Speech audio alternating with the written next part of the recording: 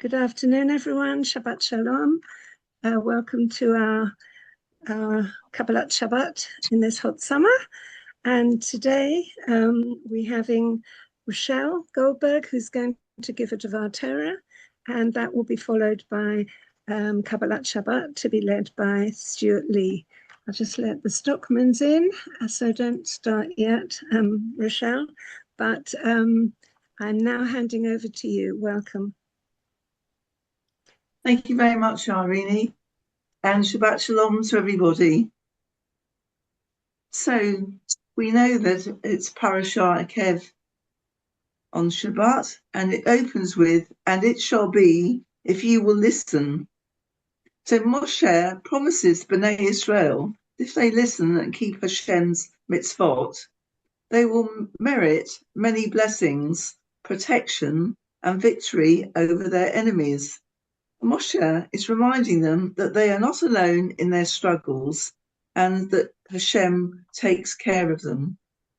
So in the parashah and the actual Haftarah, it speaks a lot about remembering and reflection on events that have passed, the miracles that Hashem did for the Bnei Israel in the desert, and the covenant that they made with him. So he warns them of the dangers of forgetting when they are comfortable with their life, and, for example, illustrates this in the episode of the spies, the Meriglim in Shlach Nehar. If you remember that, two of the spies came back with a good report and the others did not.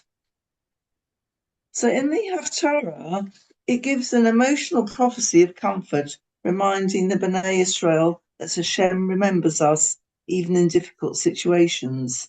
And Moshe Rabbeinu reminds the Bnei Israel of the sin of the golden calf episode and how he broke the tablets in anger. And this is a reminder of the power of teshuvah and forgiveness.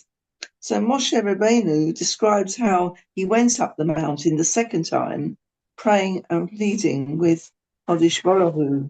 And these tablets they carried with them on the journey, of course, through the desert, carrying a message of faith, hope, and promise. In the parashah, we find another example of listening and reflection in the second part of the Shema. And it shall be, if you will surely listen to my commandments, where Hashem tells us that if we listen to his voice, he will take care of our needs. So Akev means the heel, and Rashi explains that if we fulfill Hashem's rules, not just with our minds, but by walking the path of life step by step.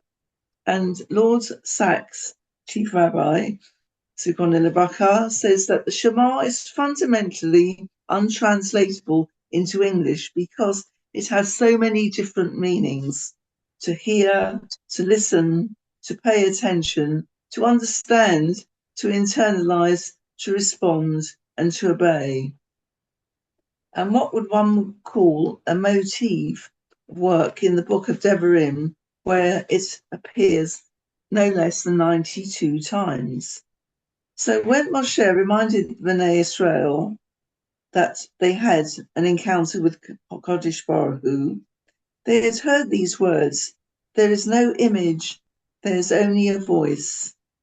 It's the word lishmoa, tishma'u. It follows in Judaism, when we listen, it's a spiritual act because we're listening to what Hashem tells us. We are open to his words, and it's the same also, we have to say, in our interpersonal relationships. So in the parashah this week, it teaches us that by listening, we are promoting a more harmonious and caring society.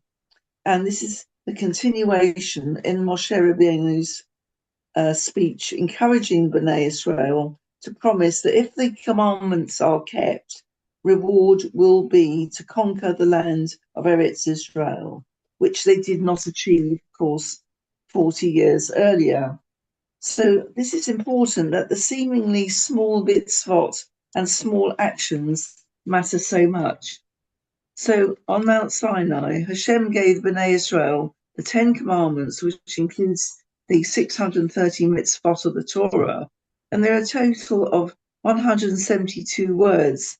And interestingly enough, Ekev has the numerical value of 172.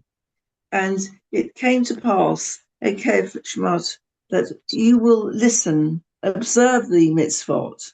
So in the Gemara, Avram kept the entire Torah, Ekev Shema Avraham Bekoli, because Avram hearkened to my voice. When the Bnei Israel accepted the level of listening, which is already implicit in what we will do before we will hear, they would listen to these lessons that laws teach us, and these lessons would change them into better people, which would promote a more caring and harmonious society. And that's something that we all need to think about for ourselves. And I'd like to dedicate my Devar Torah to my dear parent, Shlomo ben Moshe, Zikrona Lebracha, whose Yortzeit was on the 25th of Tammuz, and to my dear mother, Cyril Moshe, whose Yortzeit is this evening and tomorrow. Thank you very much.